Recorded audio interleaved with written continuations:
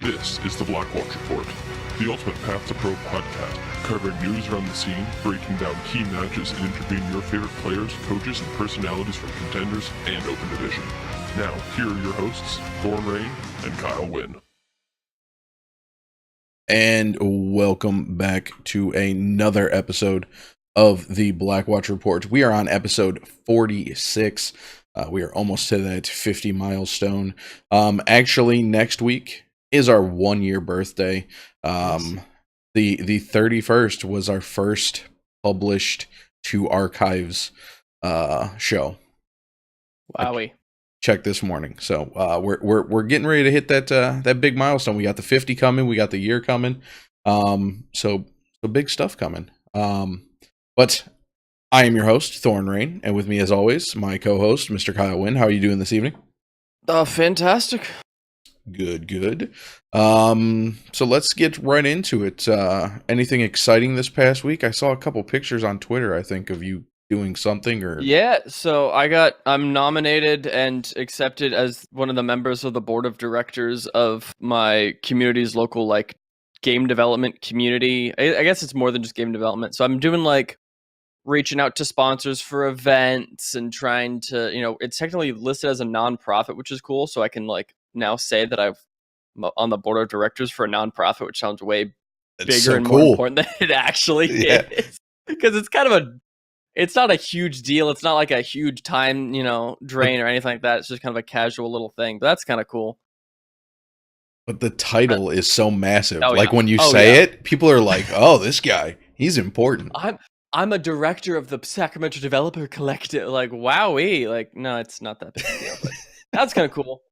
Other than that, I've been playing a bunch of games. All kinds of stuff, man. I've been jumping around. I don't know what to do. Some of my friends haven't been online lately, so I've just been trying to find solo games to play. I'm just I don't know what to do with my time.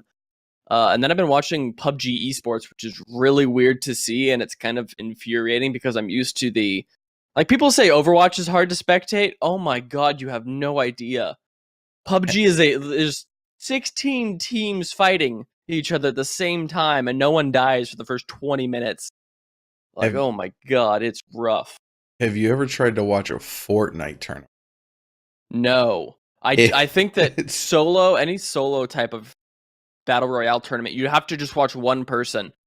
When we watched the Realm tournaments, I would just watch Shroud play or whatever, and then when he died, okay, let's go watch Defran play, and then okay, when he dies, let's go watch Bird play, whatever, stuff like that, when you're just the actual tournament stream, it's so difficult to watch. Because they don't know. They're oh, we're going to talk about this guy, and this other guy died over here. I was oh, crap. And then as they jump over to them, they're the fight's over, and they're looting. Okay. It's oh, awesome. Thanks. But I didn't have a very eventful week. Took my son to a local Fortnite tournament where there was actually a professional player. I don't know if anybody's ever heard of Ghost Aiden. He got big out at the Las Vegas Invitational. He's won the most money. But he came up playing through the in-game tournament system or something like that. And then he got huge after Vegas. Well, he lives out here, so he went to our local LAN center and was competing in the solos. And my son came in a solid second place behind Ghost Aiden. Fairly close. Which I'm not going to call Ghost Aiden out. But he figured out a way to kind of scheme the points. And that was just float above because you get bonuses the higher you place. So going for kills just gets you 1 point. But if you last to the top 25, you get 30 bonus points. So he would just hang up in the sky until he reached top 25 and then drop. Yeah. So I'm just saying. My son came in a close second, and he never hung out on his glider. So, but other than more that, honorable, but yeah. Other than that, not too much. Oh wait, yeah, there is. We did our fantasy draft, mock draft, because we're helping High Noon test out their new system. And with High Noon, the website, not the podcast. Yes, High Noon, the website. And with my first pick, I picked an unconventional pick, and I'm not gonna sugarcoat it. I did slightly screw up. I thought I was picking someone that played Zen, and I didn't realize I could directly like look at the player in the overlay. And I picked Aid. Now, the one of the two main supports from Toronto, right? Yes. Okay. Yep. The in a released sheet on ranks, he was ranked one of the highest supports. And then everybody just murdered me for picking a main support, not an off support, or a flex support. But like there's some things like the scoring format's different. Like I have faith. So Deathblow on the foul play this week kind of called me out, and he said that if Aid lands in the top 20 of the support scores, I thought it was overall. Maybe I missed. No, he definitely did say supports. Okay, he definitely said supports. And I'm gonna hold him to that. Half, technically, then top 20 on average ish. Yeah. Okay, I guess it's relatively top half if there's two supports per. But yeah. So I guess that's better than half. If Aid ends up in the top 20, anytime he references me on the show for a whole Overwatch League season, he has to call me Lord Thornrain. Now, if Aid doesn't get into the top 20, I can only refer to him as Lord Deathblow. So wait, so there's that. So it would be for season 3. Wow. Yeah. The whole 2020 season. The whole 2020 Lord season. Deathblow or Lord Thornrain. One of us is a lord, and we're holding each other to it. So, but other than that, there's like not a whole lot going on. So let's move down into our Twitch followers. We got one new Twitch follower. That's Mr. Higgs Boson. Thank you for the Twitch follow. But that's going to take us down into the news, and always our news is brought to you by our Patreon. Our Patreon this week is Thugly. You can head over to patreon.com/blackwatchreport to become a Patreon and sponsor our news. So Kyle, why don't you take us away with our first bit of news? So we know that one other Contenders team in North America is having an academy team, or an Overwatch League team is having an academy team. We now know that Guangzhou Charge will also have their own academy team and are taking applications for head coach and team manager at the moment. And then once they have the head coach and team manager, they'll probably build their players from then. So if anyone thinks that they'll be a good manager or a team coach, probably need to speak Chinese of some sort, because I believe that as of right now, the rules state that you have to have a academy team in the same region as your home location. Sure. I got downvoted on Reddit for saying that, apparently, and everyone's like, no, wait, that's actually right. So yeah. I'm pretty sure it's still right. Pretty sure I know what I'm talking about. Right. Cool to see that some academy teams are coming to fruition. Outside of NA. Right. We expected more in NA, but that's whatever. I'm hoping Paris gets one. They need some competition for British Hurricane out in EU. Oh, yeah, definitely. But our next bit of news here is the Open Division is going into the playoffs. Well, sort of. They have to go to a round 11, which is going to be this Thursday, January 24th. There's a massive amount of matches going on. And then any tiebreakers, if they're needed, will be held on Friday, January 25th, with the playoffs starting January 26th through the 27th. All matches will be between 11 and 8. Sorry, I forgot military time for a second. 11 and 8 p.m. 11 a.m., 8 p.m. PST. Sorry, time zones are freaking me out right now. So definitely, if there's going to be any of the Open Division streams ran on Broadcast GG, definitely check that out, because these are the guys that are going to be competing to go up into trials to face off against the bottom 4 from last season's contest. And then last little bit of news. We know we heard from a tweet from TechGirl, the former desk host of EU Contenders, 2019 season will have a format change, so she will not be returning, unfortunately. So we have 2 down. We have Dezichu out, I believe it is. Yes, sir. And then now TechGirl is out. So we have Jaws, Leg Day, and then the other guy whose name I cannot remember, and I apologize. It almost seems like they're gonna go the way of Trid. NA. Wait, no, was it Trid that backed out? Was it? I don't remember. I remember Dezichu. One of the 2 of them backed. I thought it was Trid did. Maybe it was Dezichu who did. Did all 3 of them? I don't know. It seems like one drops every week. Very possible. But they could be going the way of NA Contenders, where they're not going to have a desk. It'll just be 2 sets of casters. So I don't know. We'll see. But that'll wrap up the scene news, and let's get into the roster moves. Kyle, you're first up on this one. Yeah, so it's like the reverse Blackwatch bump.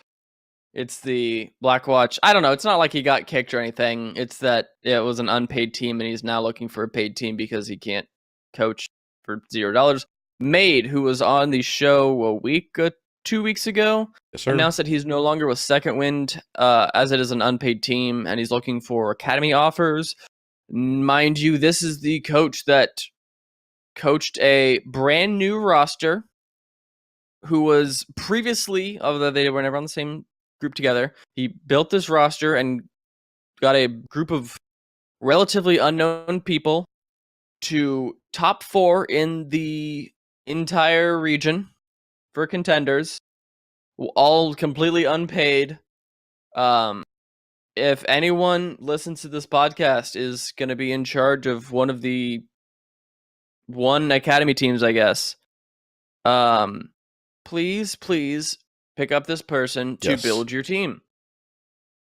He will do a fantastic job, as he has shown. So sad to see him not be with Second Wind if they get picked up as a whole unit, but I would be very surprised if he didn't get some sort of offer. Yeah. And I mean, working from Australia to NA unpaid has got to be absolutely tiresome. So hopefully somebody picks him up. Definitely deserved. So moving us along, we typically don't talk about TESPA teams, but this one's kind of a little bit of a big deal here. Harrisburg University Storm announces their roster. We're gonna see on DPS Swishmaster 100, Hobbs. That's an old school name, we know Hobbs, I believe. He's been in stuff before. That's an old school name right there. And then we have Retina and Smoothie Guy on tank. And then Insomniac 123. Yes, that's the Insomniac that was just in NA Contenders in season 2, I believe it was. He played Let's find out. He was on Kongarna. Kongarna, yes. Then phase 2, then back to Kongarna. Yep. Whatever. And then Soames. Can't pronounce that. I'm horrible with names. XD, I don't know. And then we have Autumn Souls, Vinpin, and Not the Penguin on supports. So How do you have 5 supports? Massive support line there. And then the big brain, Mr. Joe Meister, coming over from the Philadelphia Fusion to be the coach for the Harrisburg University Storm. So congratulations to all of them. Hopefully we get to see some pretty sweet TESPA tournaments this year. Hopefully we get a Fiesta Bowl again. That'd be pretty sweet. Next up, we have a merger. We've got a merger. It's O2 and Stormquake are not O2 Quake or Storm O2. It's just O2 Blast, which sounds like a Mountain Dew flavor, and I kind of want to try the new O2 Blast. Only available at Taco Bell. See, I was gonna go with, we just call them Oxygen Blast, but I mean that's way better. I like the Mountain Dew reference. And so yeah, I don't know what our O2 Blast is gonna do. Whether or not they're gonna keep one roster or the other, or they're gonna merge the rosters together. But we will see. Yeah. We'll see. That's all I can say. Yeah, we will definitely have to keep an eye on that one because interesting to say the least. But you want to talk about interesting? NRG releasing Poise. Not traded. Yep. Haven't heard that he's been signed. I mean, it's not like he played bad. What's NRG doing? I don't know if this is actually like this. Okay, it says thank you, Poise. It doesn't say it was necessarily a drop, right? Yeah, but I'm guessing. I'm just perhaps guessing that what they're doing is they're doing like the first half of the trade where they say, "Oh, thank you," and then the other team will announce him when they that makes sense. Actually pick him up. I don't know. It's kind of we'll see. I don't know what to say. Like some people were really not keen on him. I thought he was fine. It's just a weird, it's weird. It came out of nowhere. He was probably the last person I expected him to just cut. Because, I mean, I don't know. He seemed like he was doing fine with the team. But we'll have to wait and see what the new roster looks like. Next little bit is Progi, formerly of a bunch of teams. I remember seeing his name everywhere. Has been released from HSL Esports. HSL Esports is now just Zik, Sardis, Tay, Tech38, Hidon, and Ascoft. They do not have a new tank filling that spot yet, but I don't know how well they did in Contenders, but I don't think it was that great. I didn't see them. Believe they finished in the fifth or 4th or 6th in their group, so they made playoffs, got knocked out in quarters. Yep. Okay. So our next one here is another set of drops. Well, no, not drops. They left. But Tig and Aquila left Talon Esports, which is going to leave Talon Esports at a week. Villano, Gagora, Haru, Persia, and Arcney. So no, the Pacific roster, by the way. Pacific roster. So not really sure, if they're going to another team or if they're retiring. It wasn't announced as a retirement. So we'll have to wait and see exactly what happens with those two. And actually, Talon Esports is the they ended their group in number 1, but then they were 5-0 in groups, but then got knocked out in quarters as well, which is interesting because they've been a solid really team since they've joined Contenders. Interesting to see 2 players just up and leave. Now this next headline makes 0 sense just reading it offhand. It says Tea and Biscuits are picked up by Wind and Rain. I don't know what to expect. I just picture an English picnic that had terrible rain. And our tea and our biscuits are falling onto the. No, it's what does this mean? Is it a team called? Tea and Biscuits was a open team that headed into trial season 3. They beat Aztec Warriors and HSL Esports, but those were the only 2 teams that they beat. So it was an unsigned open team getting picked up by Wind and Rain organization. It's an actual team. Yeah. Okay, well, but the chance to put that headline, Tea and Biscuits are picked up by Wind and Rain, was just too good. It's just a hurricane picking up my tea and biscuits. Okay. This next one. This one. There's some spice. We got to talk about the spice. Yes. But you do the headline, then I'll drop this. I'll drop the spice. All right. So we know that the Florida Mayhem have had some issues, and the Mayhem Academy has had some issues. So their 1-4 coach, I'm not holding that against him. Don't think that I'm throwing shade at him. Promise has actually been promoted from Mayhem Academy up to the Florida Mayhem as the new head coach. As the new assistant coach after the release of Ryder. Now there's some spice behind this Ryder stuff. So Kyle, what kind of spices you got? And we can keep it. We can technically keep it on our show because it is also Contenders news. Because it came from the new coach of Gigante, Swoosh. So he said that he was not very stoked on like Ryder in the first place. I want to find the actual thing, but I'm pretty sure it's like lost behind mountains and mountains of discussion in our Twitter. So it's just not gonna. Maybe I can find it real quick. Yeah, because he it was said, definitely spicy. The decision to let Ryder go was one of the best decisions Mayhem has done. He was lazy, arrogant, and didn't care for his players. Traits that a coach shouldn't have. The one thing I learned from Ryder is how not to coach. So, wowie, that is kind of not a good thing you want to hear from a former player, but hopefully Promise is better because it seems like he can't really be that much worse. Technically speaking, Mayhem Academy has had a worse record than the regular Mayhem team, but yeah. I mean, this whole organization is completely in shambles, and Yep. I don't trust them to do anything right until they literally clean house on the entire everything. So who knows, man? Who knows? And at the end of like the regular season for Overwatch League, I went back and I found the clip.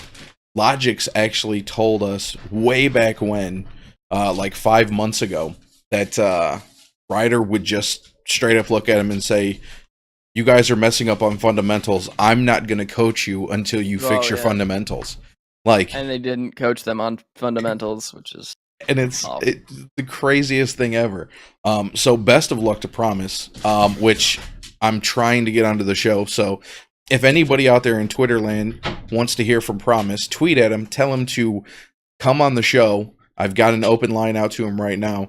Because I would love to talk to him. Like, I think it would be super cool to talk to a coach going from Contenders to Overwatch League, especially when there's kind of this storyline going on behind him.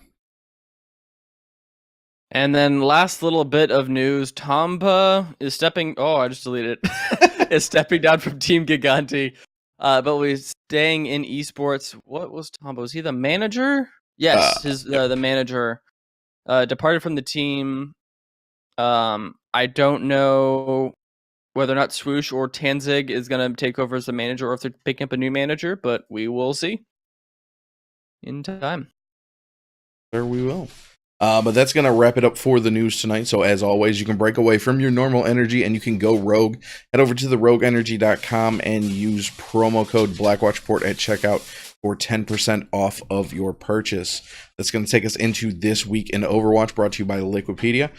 We got a little bit of a couple birthdays here. We've got Otter, Naste, Xiaozhu, Pharmas, Tegan, Mango Jai.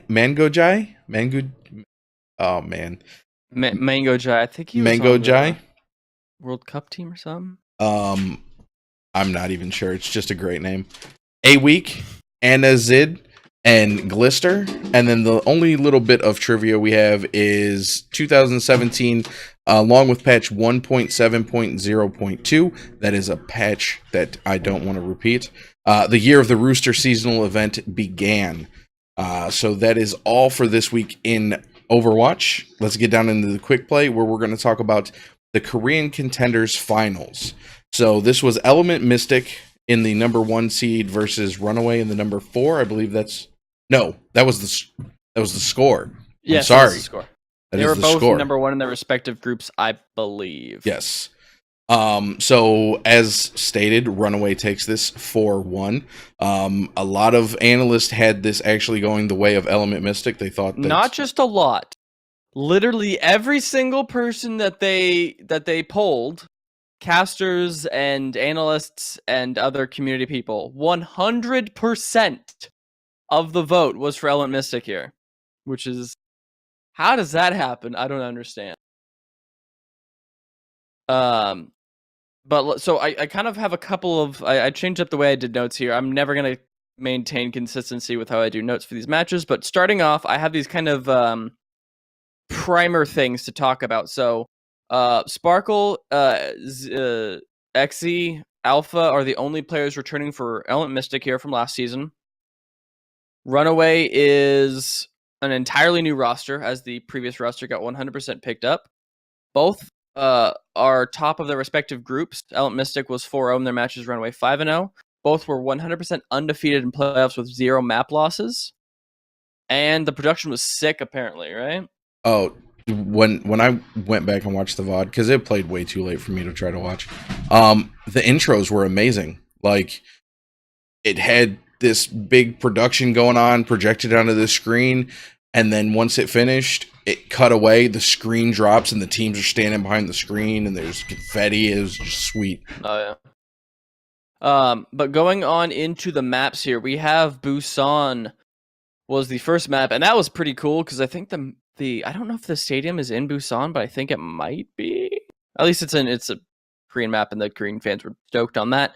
And this is the very first match to go in the only map to go in Element Mystic's favor here, and they won the 2-1 sub maps here, or rounds or stages. Interesting note here. So XZ is formerly a hitscan player, played a lot of Tracer, Widow, and McCree. Now is on Zenyatta here. They have a Zenyatta player who's on their bench, which is interesting. So it could be a communication thing. It could be, I don't know, if they want to run triple DPS, they have a sick Widow player as their Zen.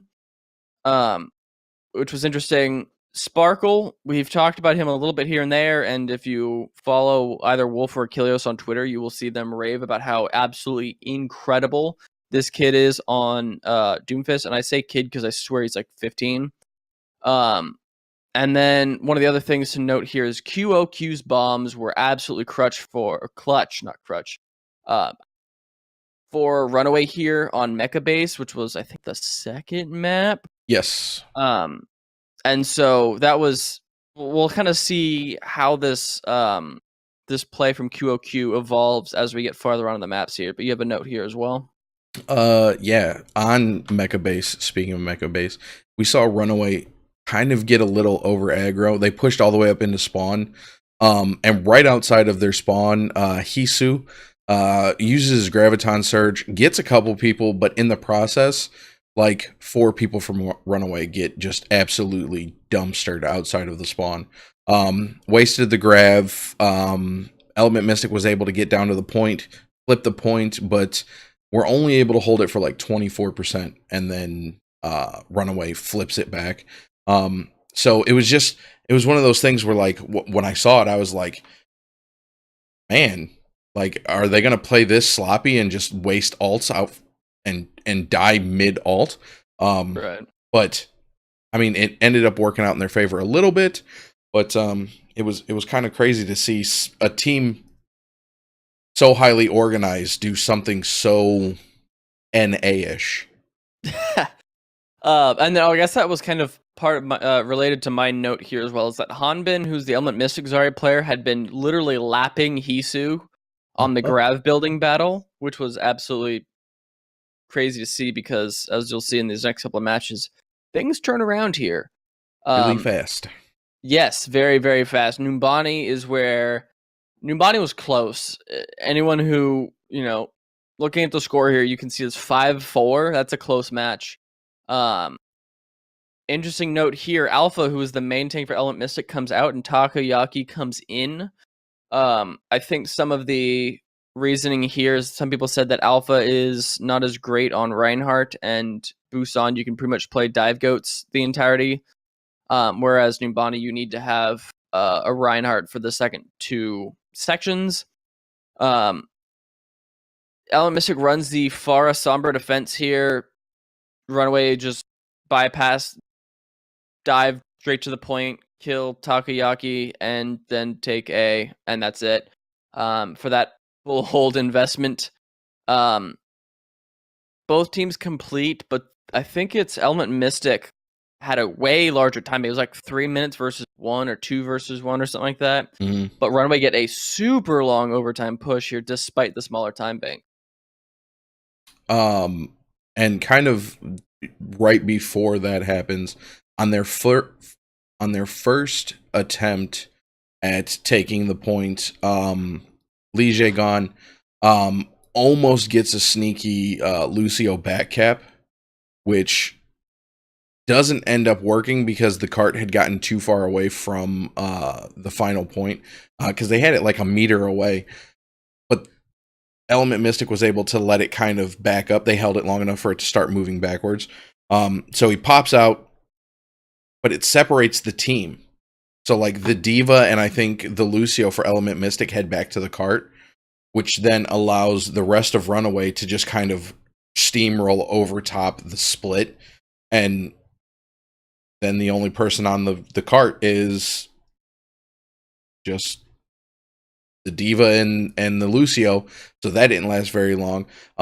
So the sneaky, while Li Jaegon didn't actually secure it, he kind of helped facilitate the separation and cause that pincer move there. So it was cool to watch because they actually put the camera on him and he was just he had the speed song on so they couldn't hear him, and he was just sitting ducked behind one of the trees. It was hilarious. Last little note for Numbani here. We saw Element Mystic ran the Fara Sombra, well, Shui on the team of Runaway brought the Far out as well, and was really, really, really a thorn in the side of Element Mystic on their second go around to take A. So the Fara defense is something that we saw, I think Fusion University do it primarily, but that's because Nice comes from Korean teams, so makes sense that he'll bring over that kind of strategy. Not a lot of other teams seem to have run that on Numbani, despite how strong we've seen it be. But moving on into Horizon Lunar Colony, we see kind of an interesting score. This is a 2-1. We see, I would think more often than not, it goes into extra rounds here, so the score is higher than 2-2. But here we had a second hold coming out of Runaway. So looking at Element Mystic here, they run a Sombra Genji dive on A on their first attack. Take it instantly. Very well coordinated team here. Sparkle on the Genji was absolutely solid. And then they're running to take B, and this would have been the fight to do it because they had the perfect ult advantage here. QOQ with a Diva Bomb gets both tanks. Element Mystic hadn't used, or I don't know if they used all 6 ults, but they had 6 ults, and Runaway didn't have either support ult. So if this pick didn't happen, it's very likely that Element Mystic would have taken B. But he gets a 2-kill with the Diva Bomb on the tanks and stops. Like, that was the momentum fight. You often see the snowball. That 100% stopped the snowball. And I want to say they used most of their ult. Element Mystic I think they did. Because I then think they did, yeah. The ult economy flipped to Runaway, and then Element Mystic was just never able to catch up at that point. And it seems like after that fight, Element Mystic is just kind of like falling apart. They get entry picked every single time. They're like, okay, let's go. Oh, it's instead. Crap. All right, regroup. All right, let's head in, and in. Breaks that. Damn. And so it seemed like they kind of fell apart. They weren't able to take B. Runaway's attack comes up. They bring out the old Bastion comp as Element Mystic on defense. Last 20 seconds. And that's about it. One of the things I should note is I think this is on their defense. So Element Mystic puts up a pretty sizable defense here, mainly on the back of Sparkle, who builds a grab. And I literally had to go back after the fact because I watched it live. I went once it was on a break, I checked out the VOD and timed it 30 seconds to build a grab for Sparkle. In a match like this was absolutely nuts. I've seen it occasionally on a stream here and there, someone build a grab super duper duper fast, but he literally builds it in 30 seconds. I actually timed it. That is really, really, really good play from Sparkle. And wasn't quite enough to win. And I think after he used the second grab, the fight was still going because it was a long, drawn out fight. Yeah. By the time Runaway had started to back out, I want to say he was already at 30 or 40% to another grab, and the fight had only went on for another maybe 15 or 20 seconds after. So he in the course of a minute, he had like 2.5 grabs almost. Like, Yeah. absolutely insane what Sparkle was doing. He's a really good player. He's going to be another like $200,000+ Oh yeah, somebody's paying pick top up. dollar. There's gonna be a battle for who wants to pick up Sparkle, I think. Because it seems like there's not a lot of really, really, really good flex DPS players. Not a lot of good projectile players. He's like the only other player who, besides Hydration and Leave, can say like are iconic on the Doomfist hero. But Sparkle is now kind of wheeled his way into that, and yeah, it's gonna be big. I think he still has like 2-3 more years here, but we will see eventually. Yeah, eventually. Moving on into Dorado, though, this is another 2-1 here for Runaway's favor. And here, like the Rhine battle really, really comes into the spotlight here. We saw Takoyaki really, really, really losing the fight to Mag, who really stepped up here for Runaway. There was a play So where brutal. he was like on his own, getting dove by like 2 or 3 people. Most of his team was dead, and he shatters his Takoyaki. And I'm like, what are you doing? Like, I do that. That was when I used to play Reinhardt, that was a thing. Like, don't shatter when your team is dead. Don't shatter before you die. Like, that's not a good thing to do. That was one of the things that, like, when I used to play Gold Reinhardt, I'd like, okay, I'm trying to improve. Let's not do that. And yet he does that as a, literally best tier 2 team in Korea. So I don't know, or second best. Like, not only was it bad because his team was dead, he was like separated off on his own. It was right in between point A and point B, like where you can either go up into like the hotel or you can go down into that little courtyard. Well, he gets separated down into that little courtyard, somehow ends up behind the tree, and then shatters literally into the back of the tree when there was no. If you go back and you watch, there's nobody in front of him. Nobody followed him into the courtyard.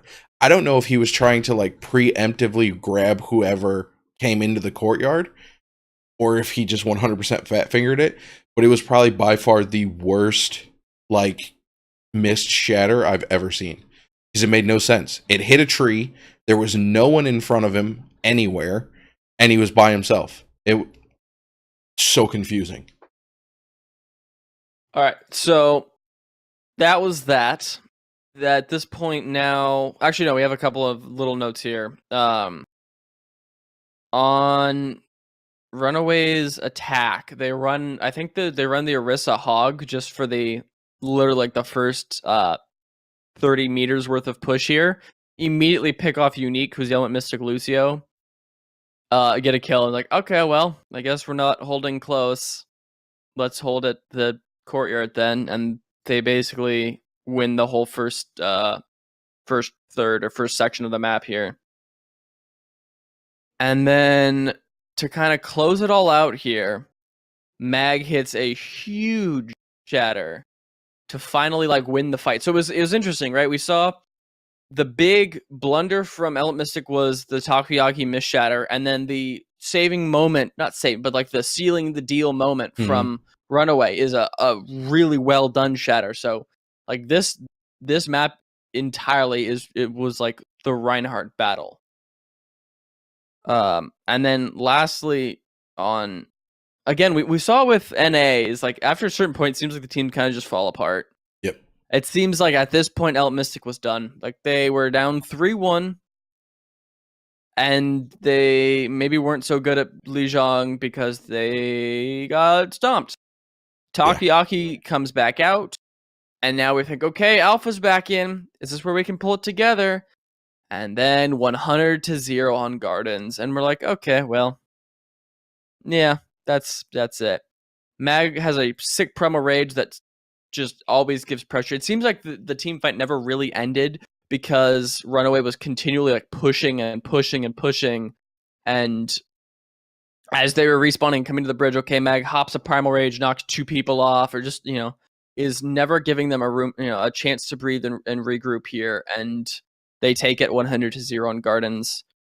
And then on Night Market, we see Sparkle bring out the Doomfist, and on Busan, especially on the Sanctuary or Shrine or whatever the one is, the outdoorsy one, it seemed like he absolutely tore the team apart with his Doomfist, and now it seems like this time around, the coaching at like halftime came in and said, okay, well, let's focus on, as soon as we see him on that Doomfist, don't engage, wait for him to engage on you, kite back, get him on his own, you have him waste all of his cooldowns, then kill him, and it worked pretty much every single time we saw Sparkle dive in. Supports backed up a little bit, tanks kind of turned around, and then they like bashed him and destroyed him. So good to see some kind of coaching decisions come into action pretty quickly here. Alpha gets a few good shatters, but Element Mystic having issues kind of taking advantage of them, so you may get like 3 or 4, but then they're fighting somewhere else, they're fighting on point or whatever. And then finally, to close it on out, QOQ gets 2 giant bombs here on Night Market.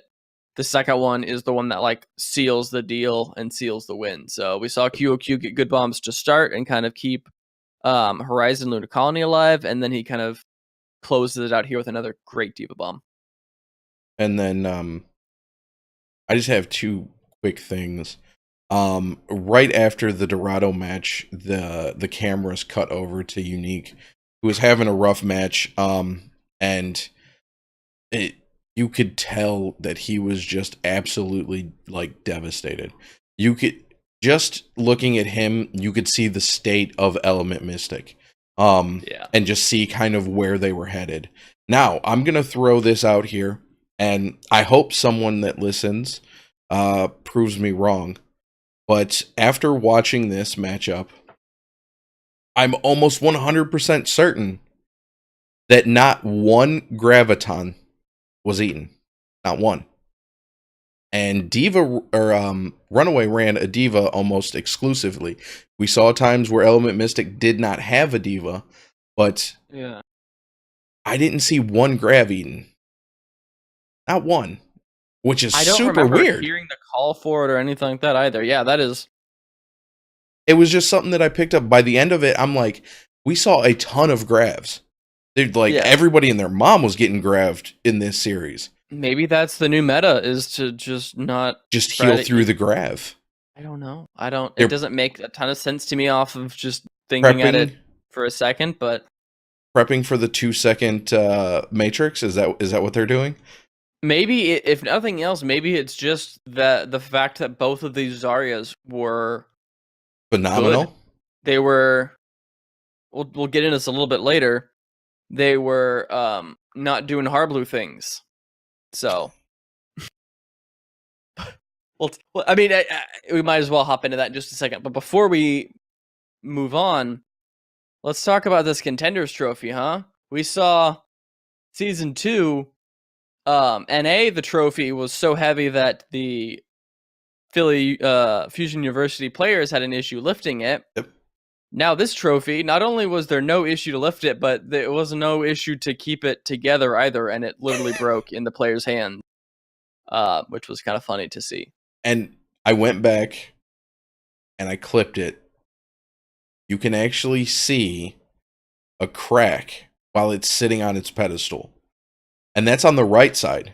They ripped the handle on the left side off.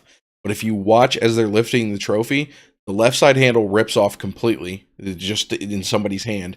The right side, the top of it rips off, and they have to grab the inside of the cup to keep it from ripping off that side. So they actually broke both sides of the cup. But I'm pretty sure that it was like somebody backstage when they were setting up, dropped it, and then hit it with some super glue, because,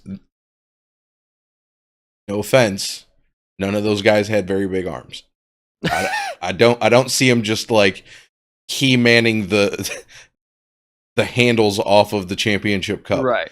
Somebody messed up that trophy pregame. So that's going to wrap it up for the Korean finals, which takes us into the Jayne's Tournament of Future Champions, NA. Kyle, you want to run through the top half of teams? We'll just be real quick with it. A lot of interesting teams we know here. First Generation, the Dogman, Mirage Esports Electronique comes back. Path to Poverty comes back. Chicken Contenders, which is Harblue's team. They all are in this matchup. The semifinals were First Generation versus Mirage Esports Electronique. And then Path to Poverty versus Chicken Contenders. First Gen and Chicken Contenders were the two winners there. And First Gen took the championship against Chicken Contenders, being the winners of the tournament. Chicken Contenders was Harblue's team. Lots of notes here from Harblue himself. Not super stoked on his own performance as he threw lots and lots of grabs. I think he grabbed nothing occasionally and threw him into the Diva Defense Matrix. So, unfortunate on that end. But then, hopping over to EU, which happened just a couple days ago. 1 point, Young and Beautiful, Shoes Money Crew, and All Planned were the four semifinalists. Young and Beautiful take down 1 point, and then All Planned takes out Shoes Money Crew EU.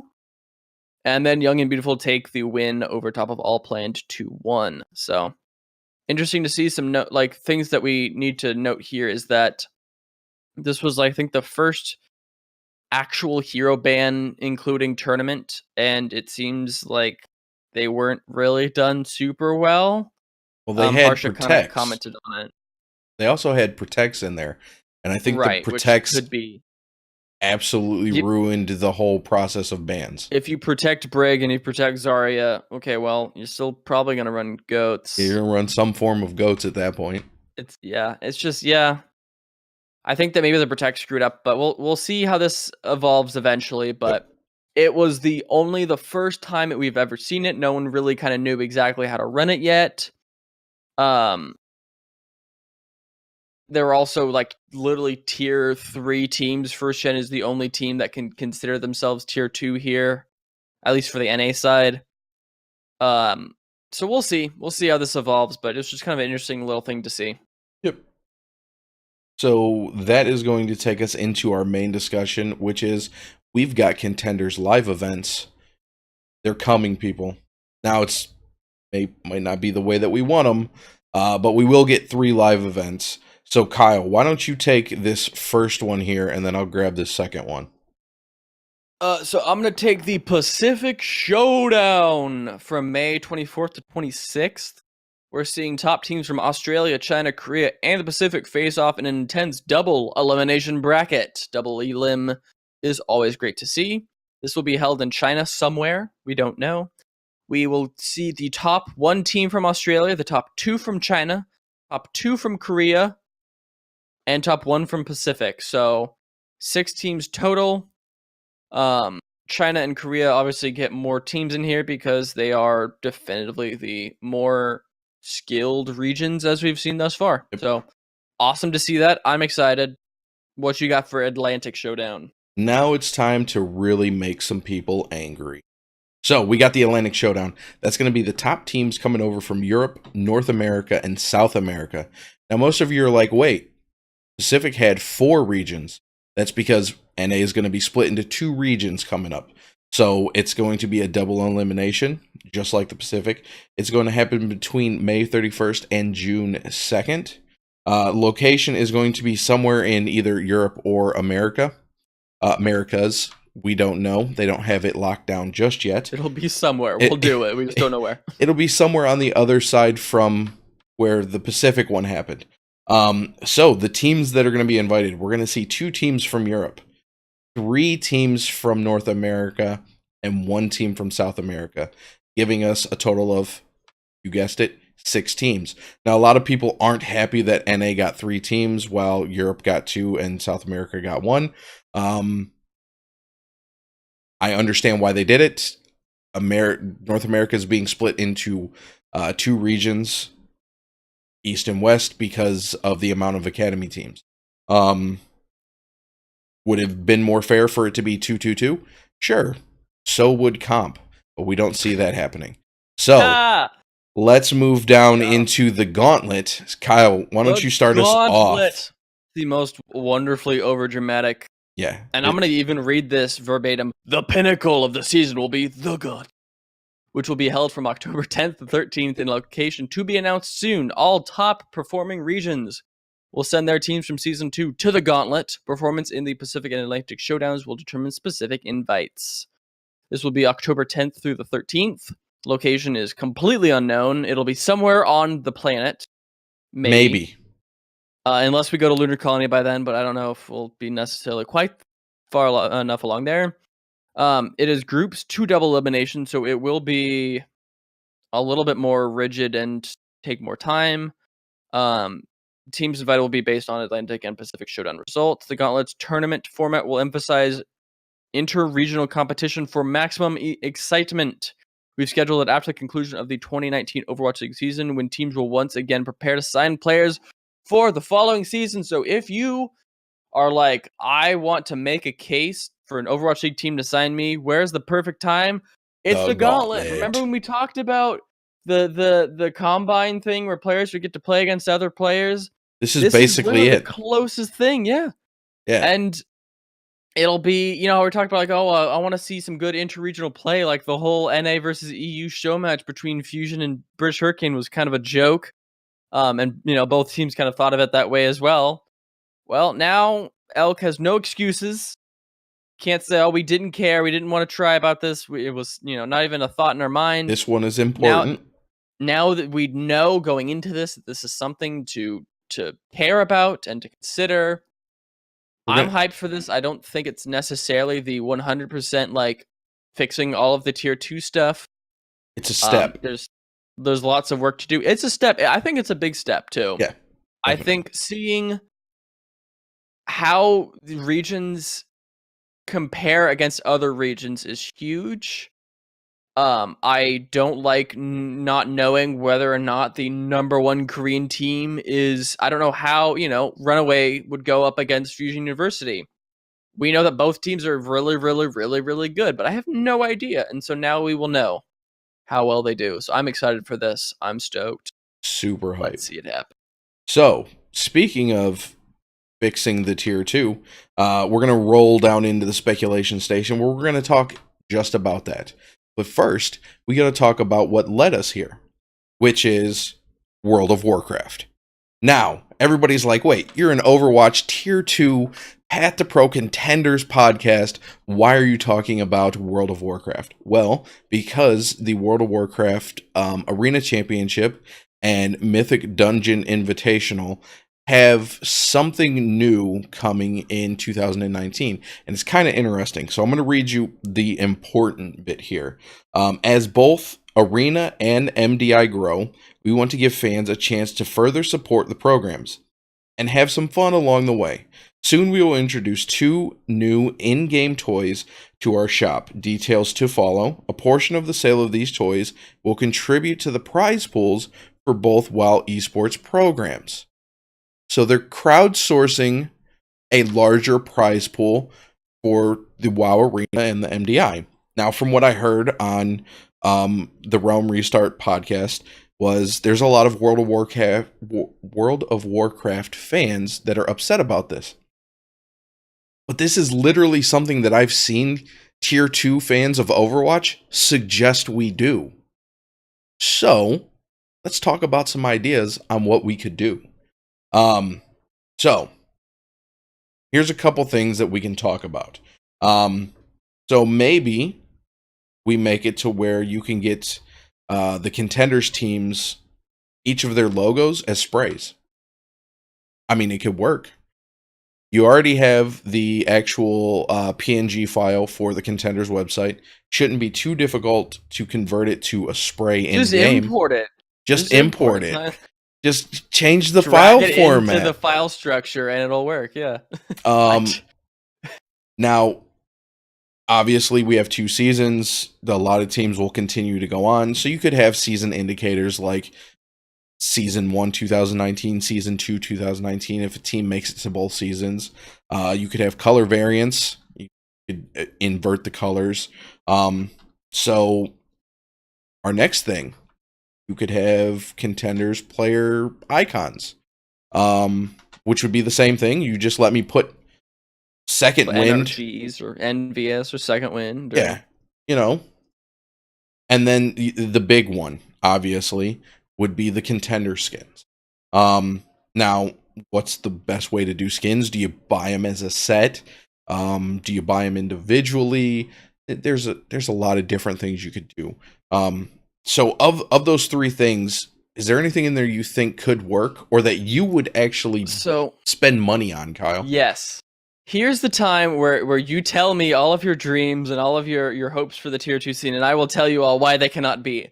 No. I think that some of these definitely are doable.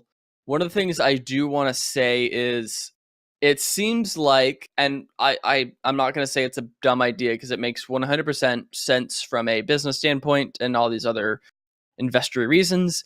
They really want to make sure that tier 2 is very definitively not as good or not as cool or not as illustrious as Overwatch League. So I think skins are out for at least the actual like an NRG or NVS or now first gen skin. When I'm saying skins right now, I'm just saying the contenders. Those I would the believe imports. Those would be doable. Yeah. The two, the black and green and the white and green. There'll be I think that would be a cool thing. Maybe for $1, you could buy both skins, and then half of that, 50 cents of that goes to the prize pool. That's kind of cool, I guess. That makes sense to me. Mm-hmm. Sprays and icons, I feel like are all doable. I don't know. So here, okay, we have. Think of bye week, right? Bye week, they would have had. What happens when bye week doesn't make it out of trials again? Do we take their icon off the thing? Do we now have to put a new icon in for first generation who were previously goats? Do we have a goats icon or a first gen icon? What about Kongarna Phase 2? It would just be teams in contenders. Right. So, like in the goats instance, goats changed to first gen as they were coming into contenders. Okay, that makes sense. Yep. But then I still think that the weird issue of rebranding so often, like Phase 2 did, what happens to the teams that get relegated or that got relegated? So Phase 2 now they're going back to trials next season. We know that as a fact. Second Wind and First Gen have been invited back. So those would make sense. So we got like a little Second Wind icon or Second Wind spray. I think icons and sprays would be interchangeable. Those make sense to me. I feel like that's a nice moderate step in the right direction. Maybe for $5 you get like the contenders bundle. You get every team spray, player icon, and then the generic contender skins. Those would be cool. I might buy that if I play Overwatch still. See, something I was thinking. I have a couple ideas to run past you really quick. So all of the big games that are out right now have these things called battle passes, right? Where you play through and you get different things. So what if contenders had kind of like a battle pass where you spend $5 and you could either do it based off of watching contenders or playing games. As you're playing in Overwatch, you're getting levels. And let's say because the academy teams don't change.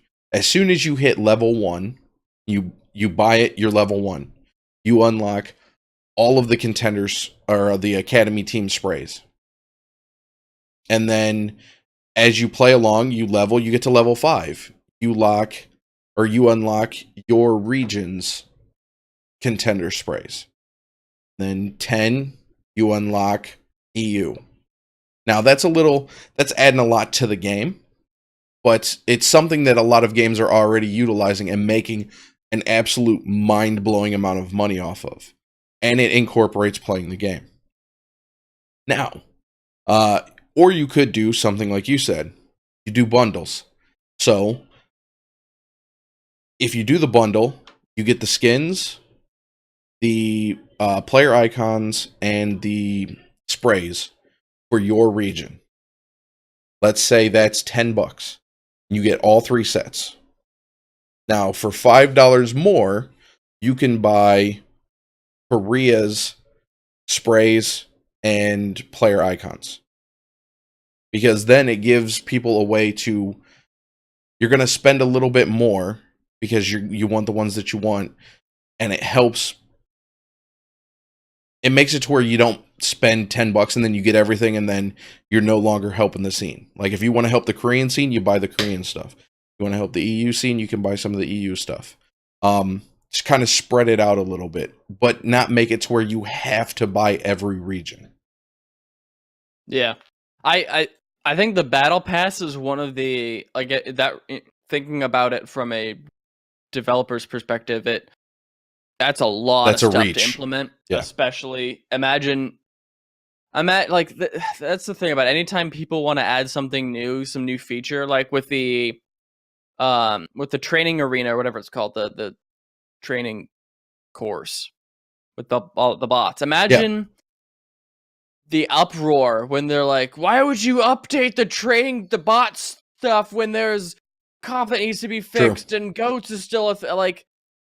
Every time I like think about what are the cool non-competitive changes that they could make to Overwatch, all I think is the uproar of angry people who are just like, "I need roll queue, I need no goats, I need blah blah blah blah blah."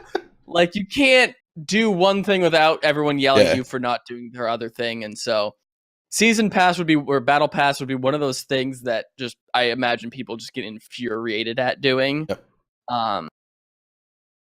I think that baby steps, throwing some skins in. At least I want a Fusion University spray that I can drop to BM people on comp. I want an FU spray that as I kill someone, I just spray it on the ground and on their body over and over to just be an incredibly bad-mannered player. So good.